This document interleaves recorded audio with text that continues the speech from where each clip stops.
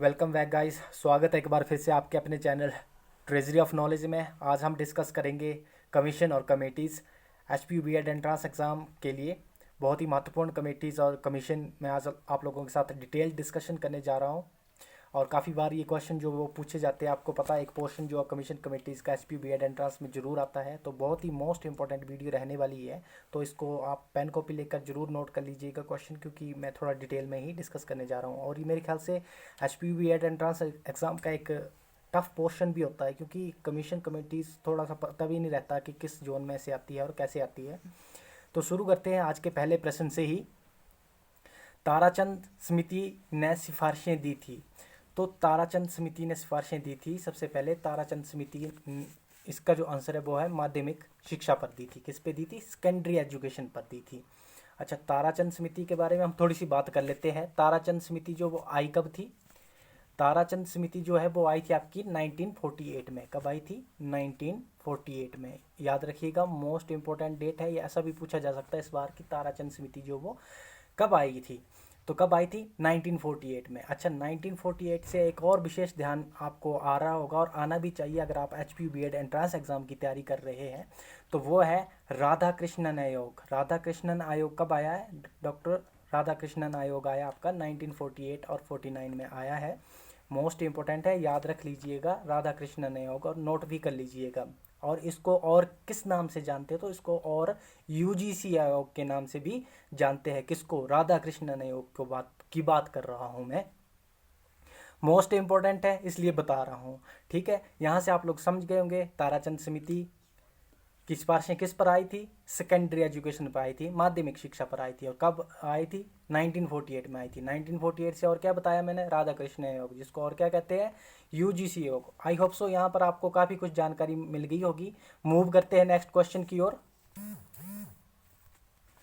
Woods dispatch के अनुसार अनुदेशन का माध्यम होना चाहिए, मतलब मीडियम ऑफ इंस्ट्रक्शंस क्या होना चाहिए? वुड्स डिस्पैच के अनुसार, वुड्स डिस्पैच के अनुसार मीडियम ऑफ इंस्ट्रक्शन जो होना चाहिए वो होना चाहिए आपका अंग्रेजी और स्थानीय भाषा में। ऑप्शन डी इसका बिल्कुल सही आंसर होगा, इंग्लिश एंड वर्नाकुलर्स। अच्छा, वुड्स डिस्पैच से बहुत ज़्यादा मोस्ट इंपॉर्टेंट जो क्वेश्चंस आते हैं और इसको अच्छे से तैयार कर लीजिएगा। वुड्स डिस्पैच कब आया था? सबसे पहले 1854 में। कब आया था? 1854 में वुड्स डिस्पैच। बहुत ही इंपॉर्टेंट डेट है ये, इसको याद रख लीजिएगा। जो यहाँ पर अंग्रेजी में इंस्ट्रक्शन देने की बात की गई हुई है, यहाँ पर आप देख पा रहे होंगे अंग्रेजी में इंस्ट्रक्शन देने की जो बात की गई है, ये की गई आपकी कॉलेज लेवल पर। और जो वर्नाकुलस मतलब स्थानीय भाषा की बात की गई है वो की गई आपकी लोअर लेवल पर। तो आप लोग यहाँ से ध्यान रखेंगे और वुड्स डिस्पैच को अच्छे से पढ़ लेंगे। कब आया था, सिफारिशें क्या थी वगैरह पूछी जा सकती है और मोस्ट इंपॉर्टेंट है वुड्स डिस्पैच। मूव करते हैं नेक्स्ट क्वेश्चन की ओर। शिक्षा समिति की संशोधित राष्ट्रीय नीति के अध्यक्ष कौन है? थे होना था मेरे ख्याल से यहाँ पर। तो इसका जो आंसर है वो है ऑप्शन ए, राममूर्ति। अच्छा, सबसे पहले कौन सी शिक्षा नीति की बात हो रही है यहाँ पर? नेशनल पॉलिसी ऑफ एजुकेशन 1986 की बात हो रही है। एनपीई 1986 की बात हो रही है यहाँ पर। और ये जो यहाँ पर पूछा गया है कि चेयरमैन किसके? Revised national policy of education committee. यहाँ पर देख रहे हो, रिवाइज्ड का मतलब होता है जिसमें आप कोई पॉलिसी बनाते हो और फिर उसमें रिफॉर्म्स लाते हो।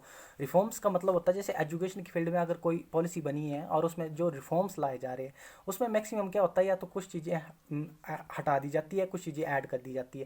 लेकिन एजुकेशन के मामले में हटाई कम ही चीज़ें जाती है, जो कि थोड़ा सिस्टम के साथ सही नहीं हो रही, बैठ रही होती एजुकेशन के साथ में।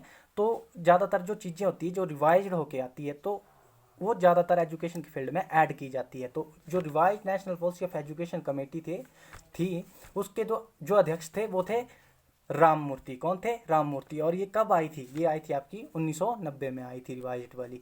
हालांकि इसमें से जो इम्पोर्टेंट है याद रखने वाला वो यही है कि 1986 की जो एनपी की पॉलिसी थी उसको जब रिवाइज किया गया था, रिवाइज कब किया गया था? 1990 में किया गया था। तो मोस्ट इंपॉर्टेंट क्वेश्चन है, याद रखेंगे। मूव करते हैं नेक्स्ट क्वेश्चन की ओर। समावेशी शिक्षा से आशय है, समावेशी इंक्लूसिव एजुकेशन क्या होती है? इंक्लूसिव एजुकेशन होती है आपकी ऑप्शन सी में जो है इसका बिल्कुल सही आंसर होगा, विकलांग एवं सामान्य छात्रों को समान शैक्षिक अवसर प्रदान करना। तो मैं आप लोगों को समावेशी शिक्षा का एक मतलब समझा देता हूँ। हालांकि ये जो क्वेश्चन है ये जो है बीएड फोर्थ सेमेस्टर के जो आपका सिलेबस है उसमें से रिलेटेड है, क्योंकि इंक्लूसिव एजुकेशन की बात बीएड फोर्थ सेमेस्टर में की गई है। तो इंक्लूसिव एजुकेशन क्या होती है? इंक्लूसिव एजुकेशन में होती है जिसमें सभी को एक साथ पढ़ाया जाएगा एक ही छत के नीचे, चाहे वे विकलांग है या किसी अदर रिलीजन का है, अदर कास्ट का है, तो उन सबको एक ही छत के नीचे पढ़ाना है। जैसे जो विकलांग, स्पेशली ये विकलांग वगैरह के लिए, जैसे या ट्रांसजेंडर वगैरह के लिए, सबको एक ही छत के नीचे लाना है। इसका मेन उद्देश्य है। इंक्लूसिव एजुकेशन उसी को बोलते हैं कि सबको एक जगह ही पढ़ाया जाएगा। जो आपके सामान्य होंगे उनको भी, स्टूडेंट्स होंगे उनको भी एक साथ, और जो विकलांग होंगे या अन्य होंगे उनको भी एक ही छत के नीचे में एजुकेशन देना जो है वो इंक्लूसिव एजुकेशन कहलाती है। तो आई होप सो आप इंक्लूसिव एजुकेशन का यहाँ पर मतलब समझ गए होंगे। मूव करते हैं नेक्स्ट क्वेश्चन की ओर। भारतीय संविधान के डैश में शैक्षिक अवसर का समानीकरण प्रदान किया गया है। मतलब कि education opportunity is provided, equalisation मतलब बराबर मिलनी चाहिए सभी को, किसी भी जाति धर्म या रंग भेद के नाम पर जो है वो एजुकेशन में भेदभाव नहीं होना चाहिए कि किसी की जाति छोटी या बड़ी है और उसको जो है वो हम ये शिक्षा नहीं देंगे या वो शिक्षा नहीं देंगे। सबको समान शिक्षा मिलनी चाहिए। ये कौन से अनुच्छेद में बात की गई है? हालांकि यहाँ जो सारे ऑप्शन दिए गए ये गलत है।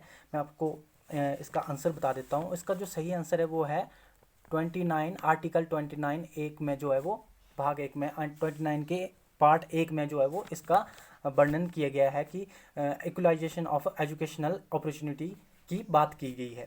तो यहाँ पर जो ऑप्शन दिए गए हैं इनको डिटेल डिस्कस कर लेते हैं, क्योंकि यहाँ से भी क्वेश्चन बन सकता है, क्योंकि ये जो ऑप्शन है बहुत ही मोस्ट इंपॉर्टेंट है। Article 45 very very most important बोलूँगा मैं। 45 में क्या किया गया है? 45 में बताया गया है आपको free and compulsory education. Article 45 में क्या है? फ्री एंड कंपलसरी एजुकेशन किनको? 6 साल से लेकर 14 साल के बच्चों को फ्री एंड कंपलसरी एजुकेशन देंगे। 6 साल से 14 साल के बच्चों को free and compulsory education article 45 में बताया गया है। आर्टिकल 25 में क्या है? ऑप्शन बी में आप लोग देख पा रहे होंगे। आर्टिकल 25 में आपका धार्मिक स्वतंत्रता। क्या? धार्मिक स्वतंत्रता। धार्मिक स्वतंत्रता। और धार्मिक स्वतंत्रता यहाँ से आप लोग देख रहे होंगे। अच्छा, आर्टिकल 37 में क्या है? आर्टिकल 37 में बात की गई है डीपीएसपी की। डीपीएसपी क्या है? Directive policy of directive principle of state policy. और ये कहाँ से लिए गए हैं? आयरलैंड से लिए गए। हिंदी में क्या बोलते हैं इनको? नीति निर्देशक तत्व। ठीक है। कौन से आर्टिकल में बात की गई है? अनुच्छेद 37 में। अनुच्छेद 37 ऑप्शन सी में आप लोग देख पा रहे होंगे कि जो डीपीएसपी है वो क्या है कि जो है इन्फोर्सेबल है। मतलब कि जो नॉन इन्फोर्सेबल है, मतलब कि जो आपका कोर्ट है वो इनको फोर्स नहीं कर सकते हैं। ठीक है। ये स्टेट पे डिपेंड होगा कि डीपीएसपी को जो है वो लागू करना है या नहीं करना है। तो आई होप से यहाँ, और आर्टिकल 14 को आपको पता ही होगा, इक्वल अपॉर्चुनिटी फॉर ऑल और इक्वालिटी बिफोर लॉ, आपको पता ही है, समानता का अधिकार आर्टिकल 14 से संबंधित है। उम्मीद है आपको यहाँ काफ़ी कुछ जानकारी मिल गई होगी। मूव करते हैं नेक्स्ट क्वेश्चन की ओर। मैसिव माफ़ी चाहूँगा, मूक स्टैंड्स फॉर, मूक स्टैंड्स फॉर ऑप्शन ए इसका सही आंसर होगा। मूक की जो फुल फॉर्म होती है वो होती है आपकी मैसिव ओपन ऑनलाइन कोर्सेज। इसमें जो आपको ऑनलाइन कोर्सेज करवाए जाते हैं, जैसे कि आपकी कंप्यूटर साइंस हो गई, साइकोलॉजी का, बायोलॉजी का, जो भी आपके जो ऑनलाइन कोर्सेज है वो प्रोवाइड किए जाते हैं और करवाए जाते हैं। किसके द्वारा? यूजीसी के द्वारा। तो यहाँ से ये मोस्ट इंपॉर्टेंट जो एक फुल फॉर्म थी, इस बार फिर से पूछी जा सकती है एंट्रांस में, तो आप लोग ध्यान रखेंगे। क्या होती है? Massive open online course. तो मूव करते हैं नेक्स्ट क्वेश्चन की ओर। NPE document consist of, NPE दस्तावेज में निम्नलिखित शामिल है। ऑप्शन ए है 3 भाग, ऑप्शन बी है 7 भाग, ऑप्शन सी है 12 भाग, ऑप्शन डी है 20 भाग। कितने भाग शामिल है एनपीई में? मोस्ट इंपॉर्टेंट क्वेश्चन है, फ्रिक्वेंटली बार बार पूछा जाता है। इसमें है आपके 12 भाग। कितने भाग है? 12 भाग है। ऑप्शन सी इसका बिल्कुल सही आंसर होगा। ये डायरेक्ट क्वेश्चन था। मूव करते हैं नेक्स्ट क्वेश्चन की ओर। एनी बेसेंट ने कई शहरों में विद्यालय खोलने के लिए प्रेरित किया। ऑप्शन ए है 19वीं शताब्दी के अंत में, 20वीं शताब्दी के अंत में, 19वीं शताब्दी के प्रारंभ में, इनमें से कोई नहीं। तो आप लोगों को पता ही है 1800 के एंड की बात हो रही है, तो 19वीं शताब्दी के अंत में जो है इन्होंने विद्यालय खोलने के लिए प्रेरित किया था। कौन से विद्यालय खोले थे इन्होंने, मैं आप लोगों को ये भी बता देता हूँ क्योंकि विद्यालयों से भी क्वेश्चन आ जाते हैं। 1898 में इन्होंने क्या किया था, मोस्ट इंपॉर्टेंट आप लोग ध्यान रखेंगे। 1898 में क्या खोला था इन्होंने, सेंट्रल हिंदू स्कूल खोला था। क्या खोला था, सेंट्रल हिंदू स्कूल। ध्यान रखेंगे, पूछा जाता है कि सेंट्रल हिंदू स्कूल किसने खोला था और कब खोला था, तो ये खोला था आपका एनी बेसेंट ने। एनी बेसेंट ने खोला था। ये कब खोला था, 1898 में। इंपॉर्टेंट है इसलिए बता रहा हूँ। मूव करते हैं नेक्स्ट क्वेश्चन की ओर। सांख्य सिद्धांत को शिक्षा के रूप में जाना जाता है। मेरे ख्याल से भी काफ़ी टफ क्वेश्चन था क्योंकि ये भी बीएड फोर्थ सेमेस्टर का ही क्वेश्चन है। तो इसका जो सही आंसर है वो है ऑप्शन बी, सांख्य सिद्धांत प्रकृति परिणामवाद के रूप में जाना जाता है। सांख्य सिद्धांत को शिक्षा के रूप में जाना जाता है। ठीक है, ये डायरेक्ट क्वेश्चन था, ये मेरे ख्याल से थोड़ा सा डिफिकल्ट था, आप लोग अपने हिसाब से देख लीजिएगा। मूव करते हैं नेक्स्ट क्वेश्चन की ओर। राज्य का एक नैतिक उद्देश्य होता है, किस विचारक ने ये स्वीकार नहीं किया था। तो यहाँ पर नहीं किया था पूछा गया है। क्वेश्चन को ध्यान से पढ़ना है और गलती नहीं करनी है क्योंकि एक एक नंबर से आपकी सिलेक्शन का जो है मार्जिन बनता है। तो इसका जो सही आंसर है वो है ऑप्शन ए, कार्ल मार्क्स ने। कार्ल मार्क्स ने स्वीकार नहीं किया था कि राज्य का एक नैतिक उद्देश्य होना चाहिए शिक्षा के क्षेत्र में। ठीक है, बाकी की जो शख्सियत है इनकी भी हम बात कर लेते हैं थोड़ी थोड़ी सी। अच्छा, गांधी के बारे में आपका आता है कि माई एक्सपेरिमेंट विद ट्रुथ जो है वो किसने लिखी है, मेरा सत्य के साथ प्रयोग जो है वो किसने लिखी है, महात्मा गांधी ने लिखी है। ऑप्शन बी में आप लोग देख पा रहे होंगे। और एरिस्टोटल से क्या आता है कि फादर ऑफ जूलॉजी और फादर ऑफ बायोलॉजी किसको कहा जाता है, एरिस्टोटल को कहा जाता है। ऑप्शन सी से। उम्मीद है आप लोग यहाँ से काफ़ी कुछ जानकारी प्राप्त कर ली होगी। मूव करते हैं नेक्स्ट क्वेश्चन की ओर। Which of the following is not an advisory board of education. निम्नलिखित में से कौन सा शिक्षा का सलाहकार बोर्ड नहीं है। सलाहकार बोर्ड कौन सा नहीं है यहाँ पर, इसका जो सही आंसर है वो है यूजीसी, यूनिवर्सिटी ग्रांट कमीशन इसकी फुल फॉर्म होती है। ये इनका जो है वो एडवाइजरी बॉडी नहीं है। एडवाइजरी बॉडी वो होती है जो सलाह देती है, और ये जो यूजीसी है ये आपकी स्टैचुटरी बॉडी, मतलब कि वैधानिक बॉडी। ये मतलब जो रूल्स और नियम बनते हैं उनको इम्प्लीमेंट करते हैं। ठीक है, जो बाकी है ऑप्शन में आप लोग देख पा रहे होंगे, ऑप्शन ए CABE। CAB की फुल फॉर्म होती है central advisory board of education. Central advisory board of education जो आप लोग ऑप्शन ए में देख पा रहे होंगे, ये भी एडवाइजरी है। और HRD आपको पता है, ह्यूमन रिसोर्स आपको पता ही है, मानव संसाधन मंत्रालय। और इसका जो नाम है वो बदल कर क्या रख दिया गया है अब, मिनिस्ट्री ऑफ एजुकेशन। ये भी ध्यान रखेंगे आप, ऑप्शन बी में आप लोग देख पा रहे होंगे, मिनिस्ट्री ऑफ एजुकेशन इसका नाम बदल कर रख दिया गया है। और ये इस बार पूछा भी जा सकता है, तो आप लोग ध्यान रखेंगे इसको। मोस्ट इंपॉर्टेंट है NCERT, national council of educational research and training. इसकी फुल फॉर्म भी आप लोग ध्यान रखेंगे। अच्छा, NCERT की स्थापना कब हुई थी, 1961 में। ये भी ध्यान रखेंगे, NCERT से ये क्वेश्चन पूछा जा सकता है, मोस्ट इंपॉर्टेंट है, ध्यान रखेंगे और आप लोग नोट कर लेंगे।